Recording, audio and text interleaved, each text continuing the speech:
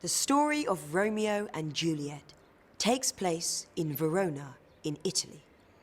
Two families, the Montagues and the Capulets, hate each other so much that they fight on the street whenever they meet. One of these families, the Capulets, organizes a big party so that they can introduce their daughter Juliet to a rich nobleman, Count Paris, who has asked to marry her.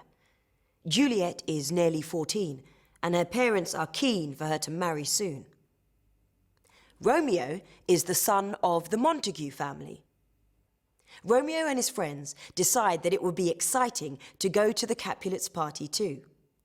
But they agree that they must go in disguise, because if they are recognized at the party by the Capulets, they might be killed. That night, at the party, Romeo meets Juliet, and they fall in love at first sight. However, Juliet's cousin, Tybalt, recognizes Romeo, knows he is from the Montague family, and wants to kill him. Romeo hides in the garden and talks to Juliet when she appears on her balcony. They realize that they are perfect for each other and decide to get married. The next day, they go to a priest called Friar Lawrence, who marries them in secret.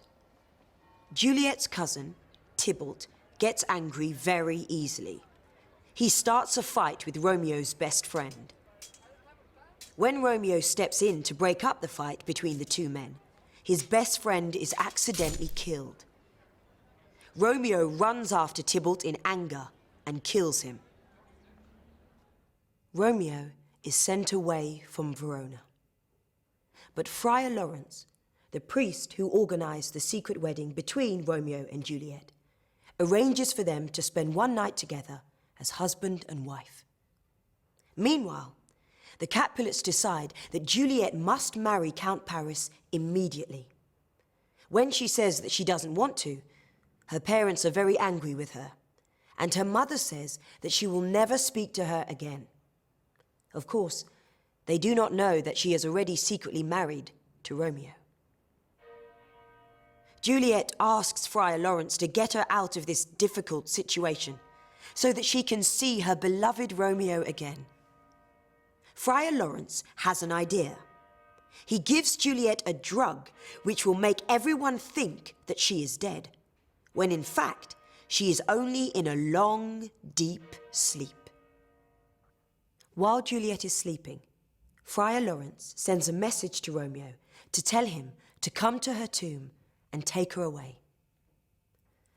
When the guests arrive for Juliet's wedding the next day, her lifeless body is discovered. Believing she is dead, her family put her in their tomb. Tragically, Romeo never gets Friar Lawrence's message that Juliet has taken a drug and is really alive. He only hears that she is dead. Romeo returns to Verona and goes to Juliet's tomb. There, inside the tomb, he meets Count Paris, who has also come to say goodbye to Juliet. The two fight, and Romeo kills him. Romeo still believes that Juliet is dead, so he drinks poison and dies. But soon after this, Juliet's drug stops working and she wakes up. She sees that Romeo is dead, takes his knife, and kills herself too. When the Capulets and the Montagues discover both their children dead, they are united in their sadness. The two families decide to make peace with each other and promise to build a monument to the memory of both Romeo and Juliet.